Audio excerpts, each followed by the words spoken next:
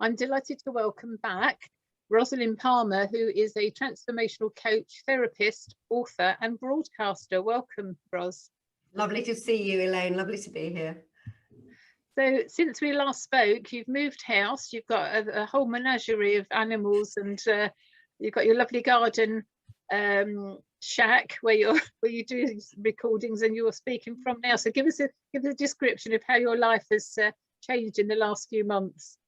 Yes, so I came to a relationship after 2 marriages and 2 divorces, and he'd also had 2 marriages and 2 divorces. I did dating in my 50s, which I wrote about, and he's in his 60s. And last year, when we went into lockdown number 1, we decided to do the great relationship lockdown experiment because we'd both had our own homes and really only seen each other at weekends, and it worked. So in November of last year, I moved from my townhouse in the middle of Newark, in the middle of everywhere, to the middle of the countryside in Lincolnshire. And I'm now on a 3-acre small holding. And we've got sheep because I was bought 6 sheep for my birthday. I've got Jane, Virginia, Charlotte, Mary, Harper, and Agatha, named after the 6 best-selling female novelists of all time. We think most of them are pregnant because we've got Martin Ram on loan. So we're about to do very late lambing, which I'm reading lambing books and watching every episode of Country File and Life on the Farm that I can see. I've got turkeys, chickens. We've just had loads of chickens. We've got about 15 and some turkey chicks. I've got dogs and cats. I'm looking at a duck drinking the water over by the bird feeder at the moment. And yeah, I live in wellies quite a lot, and I'm getting a dab hand at mucking things out, and it's fantastic therapy. It's absolutely the best thing. And yeah, and I love my late 50s relationship. So I've had a complete change really of life, and it's just right for me now. It's perfect. Wonderful. And you're certainly glowing in the process. Very glamorous. Yeah, I've got this lovely garden office, as you say. So I was always jealous of yours, Elaine. You set me off because you used to have that one. And when I went into it, I thought, oh, this is fantastic. I must get me one of those one day. And surely enough, I did. So I have this fantastic office literally at the end of the garden, and my little house. And it's my little TARDIS.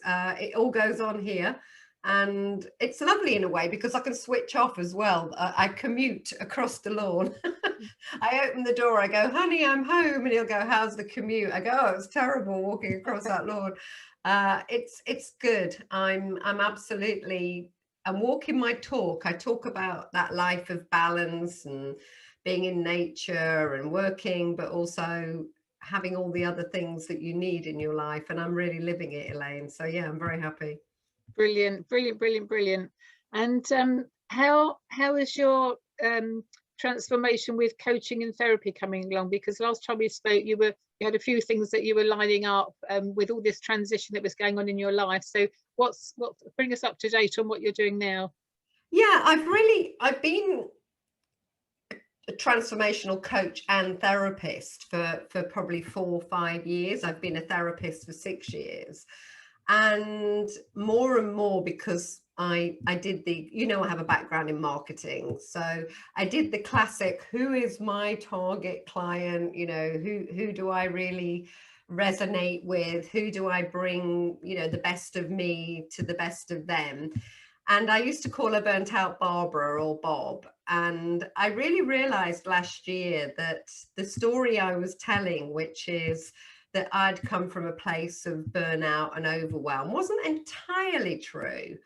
Because when I sold my PR business back in 2000, I walked away. I walked away with what I thought was the big prize. And it was only a year after that I moved to the Bahamas. And it was only a year after that the cancer came and my life kind of imploded. So I realized that I'd laid the seeds of the damage, but actually, in terms of how I looked and operated, I hadn't really suffered from burnout, but I certainly had been incongruent with how my whole heart and inside felt and how my external life looked.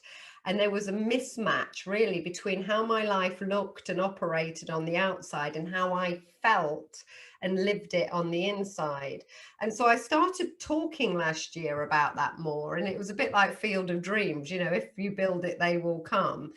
And it clearly resonated with, you know, a lot of people, particularly high flyers, but not entirely only high flyers, but people whose lives look like it is all going on the outside. But it you know, like the Jack Nicholson film, Is This As Good As It Gets? That was how it was feeling on the inside.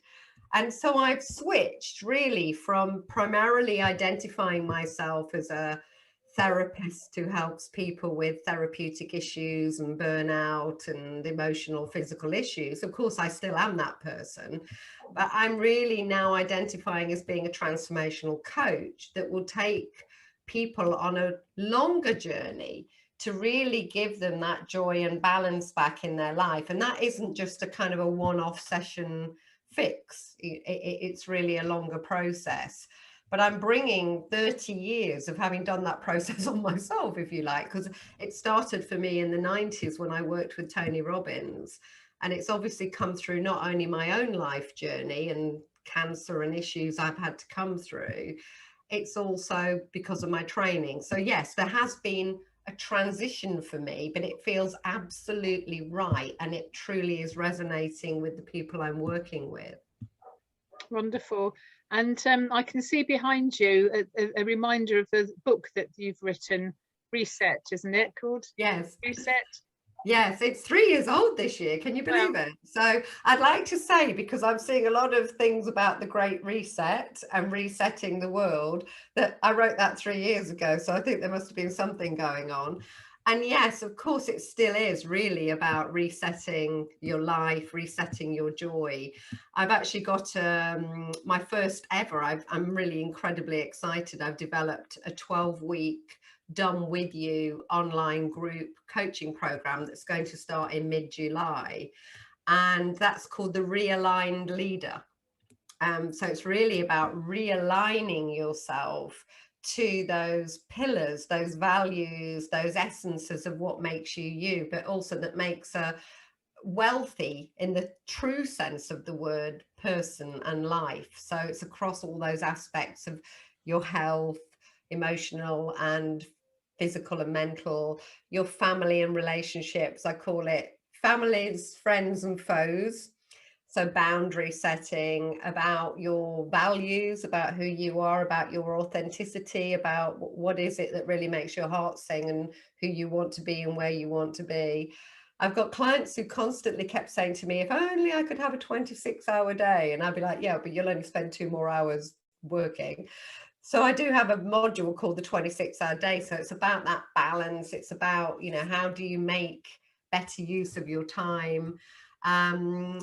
And then finance, clearly, a lot of the people I work with, they're not lacking finance. Sometimes they don't feel they've got it. They don't really have a money mindset in so much as however much they see in their bank account, they don't feel it.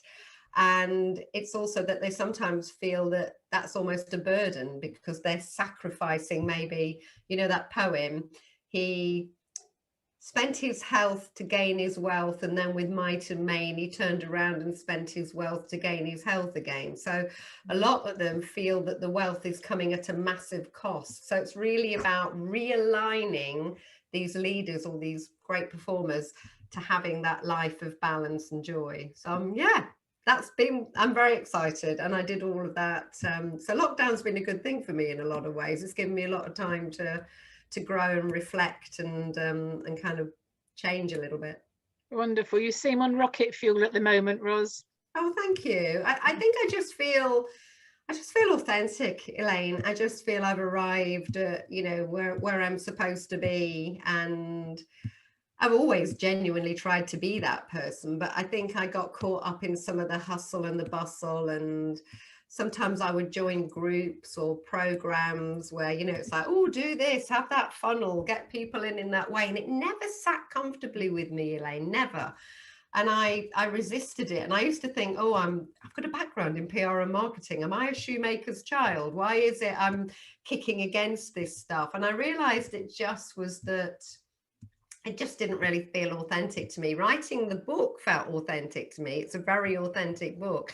And then I've contributed to 3 more since then in the Ignite series, which are all bestsellers. So Ignite for Women, Ignite Your Female Leadership, and Ignite for Female Change Makers. And I got very emotional and excited when I wrote those chapters. Some of them were very vulnerable and I didn't enjoy the process, but I've grown and grown and grown. And so the iteration of me today isn't me last year or the year before. And so it wasn't quite sitting right about how I was talking about myself. You know, oh, I came through burnout, I help people with burnout. I was like, no, it's more than that. It's really about elevating. It's about going to that next level, because that's genuinely what I'm doing and have done. And I realized when I was working one-on-one with people, they got terribly, and they sent me lovely texts saying like, oh, I love our meetings and you rock. And I'm thinking, I'm doing all this stuff, but I'm maybe not reaching out to other people who that could help. So I am excited and rocking it, because it's like I'm suddenly kind of going, yeah, this just is so right. It's so me. It's so authentic. I'm not trying to do a funnel. I'm not trying to give you a free gift and then sign you up to something. I know that if you join me, it's going to be life-changing, because I'm constantly changing my life. Wonderful, wonderful. It's truly walking your talk. You Yeah. also have 2 podcasts. Tell us about the podcasts. Well, as you probably can notice, Elaine, I seem to be quite good at speaking. So, and I was very actively involved, as you know, on the radio, but the show, because of being a community studio-based program and me moving, I'm now only a sort of monthly contributor, and I missed that. I launched a podcast.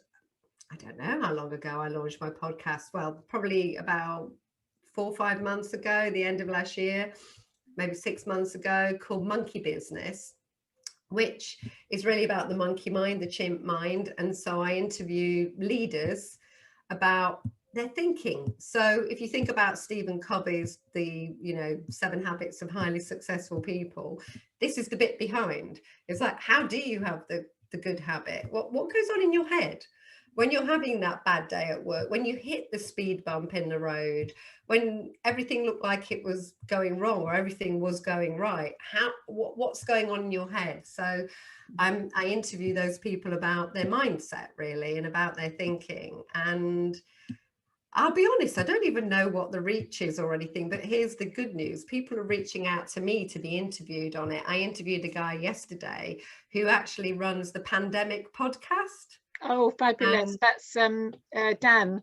Yeah, I interviewed Dan yesterday. Wonderful. So that's next week's broadcast. And they approached me and said, and Dan said he loved the interview because I'm really asking about what's his mindset behind stepping out, putting his head above the parapet, actually going against a very popular and overwhelming narrative to actually speak what is his truth.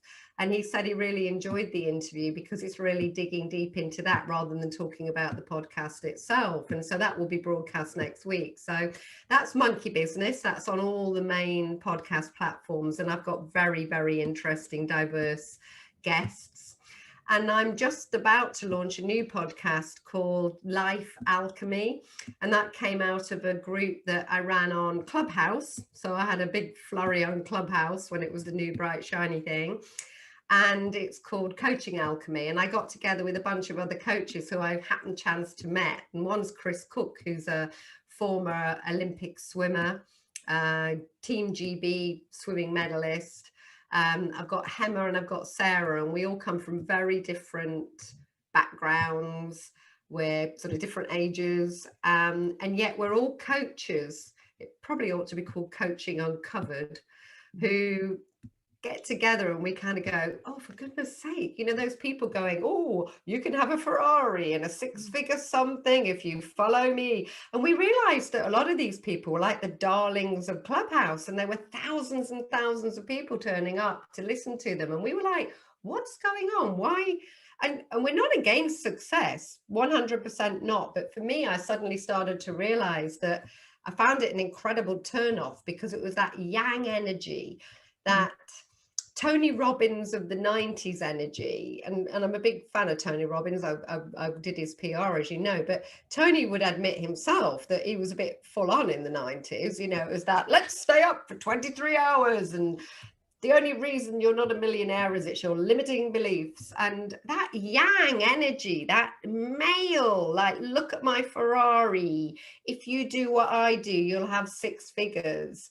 I don't get why people are really buying into that today. So our podcast is really the 4 of us coming together on topics like that. Our first one was yin versus yang energy in leadership and coaching. And today we talked about female leaders, about how we come from places of authenticity, and also sometimes bewilderment as to why that is going on, and how that triggers us, how we would help people who we work with. So we just have the best conversations, and we just decided we'd record them, basically. Wonderful. It's I've noticed the same as you. The older I get, the less I do, the more cynical I've become, but the less I do and the more I'm achieving, and naturally. And it's wonderful. 100%.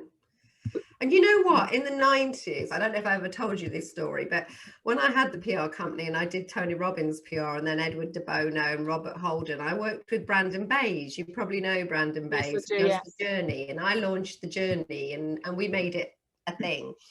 And I did the Journey, and then Brandon created a second course. I can't remember what it was called, but then she created a third course, and it was called the No Ego Retreat.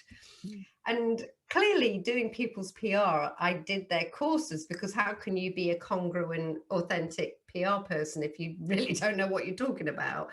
And she actually said to me, "Oh, sorry, Ros, you can't come on the No Ego Retreat." And I was like, "I'm sorry, how can I do your PR? How can I talk about it if I don't come on it?" And she said, "I don't want your energy in the room." And we fell out over it, actually, and we kind of stopped working together.